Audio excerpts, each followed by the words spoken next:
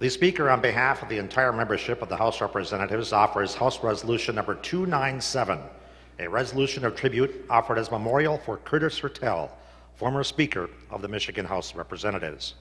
Whereas, it is with great sadness that the members of this legislative body learned of the passing of Curtis Hertel. For 18 years, he served the people of Michigan and his constituents in Detroit with tremendous energy, dignity, and integrity. And whereas Curtis Hertel was a native of Detroit and a proud alumnus of Wayne State University, he dedicated nearly 2 decades to the House of Representatives from 1981 to 1998, continuing his family's tradition of public service, while also setting an example of citizenship for his children and grandchildren to follow. And whereas Curtis Hertel is most often remembered for his role in the historic power-sharing agreement between the two parties. With membership equally divided during the 87th legislature, Hertel served with Paul Hilligans as co-speakers of the House. Many believe the 55-55 split would lead to gridlock and chaos, but Hertel joined with Hilligans to ensure the House of Representatives was able to pass substantive legislation. And whereas Curtis Hertel's leadership, passion, command of the issues, and trustworthiness during his time in the House of Representatives left a lasting impression. He worked hard to advocate on behalf of the people of Detroit and Michigan to expand the economy, improve education, and raise the minimum wage. In addition to his term as co-speaker of the House, he also held the position on his own from 1997 to 1998. And whereas, after leaving the House of Representatives, Curtis Hertel continued to serve. He spent time as the executive director of the Detroit-Wayne County Port Authority and as deputy director of the Department of Energy, Labor, and Economic Growth. Hertel was also known for offering guidance and wisdom to members of the legislature even years after leaving office. And whereas Curtis Hertel was a model public servant who cared deeply about improving the lives of everyone in Michigan, upon his passing, we offer our condolences to his family and friends. We hope that they may find comfort in the knowledge that the community as a whole shares in their bereavement, and that the legacy of Curtis Hertel's contributions will long continue to enrich our state.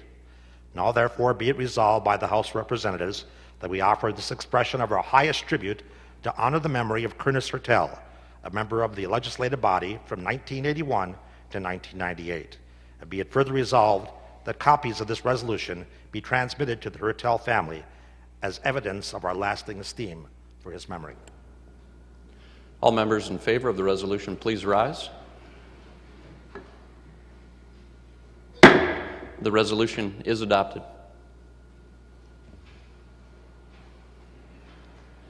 The chair recognizes Leader Greimel. Thank you very much, Mr. Speaker. It's with a heavy heart that I stand today to speak about Speaker Hertel. He was not only known by everybody in this chamber, but he was known by most everybody across the state of Michigan. He was truly one of the last great figures of Michigan politics in the 20th century. And in the era of term limits, it's unlikely that we'll see legendary figures in Michigan politics in the years ahead like we had with Speaker Hertel. His commitment to public service is very well documented. He spent 18 years in this chamber, rising ultimately, of course, to be Speaker of the House. He had many legacies to his long service in state government. He improved education dramatically in the state. He was instrumental in the passage of Proposal A. He raised the minimum wage. He was a champion of the Children's Trust Fund. But perhaps most importantly, in what could have been the state's darkest hour, in what could have been a time of gridlock and dysfunction in this chamber, when party control was tied 55 to 55, he rose to the occasion, and he, in partnership with Paul Hilligans, did what many people thought would be impossible, and that is to govern in a truly bipartisan, equal fashion that advanced the best interests of this chamber and the best values of the state of Michigan. His public service, though, didn't stop when he left the State House. He continued on with the Port Authority of Detroit. He was also the Deputy Director of the Department of Energy, Labor, and Economic Growth. He's somebody who cared deeply about all of the residents of the state of Michigan. And one might think, given how focused he was on public service, that he was very one-dimensional. But nothing could be further from the truth. He was deeply devoted to his family, to the love of his life, Vicki, to his children, to his grandchildren. He grew up in modest means on the east side of Detroit and never forgot where he came from. He was always a longtime supporter of the city of Detroit, a longtime supporter of Wayne County, and he always remained true to his values. He almost never missed any of his children's events, despite how incredibly busy he was serving as Speaker of the House. No matter what was going on in Lansing, he made it home to metropolitan Detroit every single night to be with his family. He loved boating. He loved Detroit sports teams, especially the Red Wings. And his family really meant everything to him.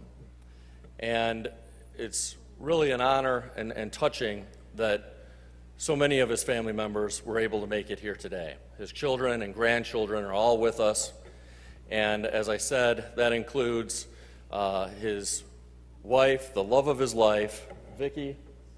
It includes Curtis Hertel Jr., Senator Hertel Jr. It includes his wife, Elizabeth, and their children, CJ, Nathan, Haley, and Jack. It includes Matt and Rachel Hertel, Lisa and Lyle Hertel, and Kevin and Ann Hertel. And again, it's with a heavy heart and great fondness for Speaker Hertel that I present this resolution to the Hertel family.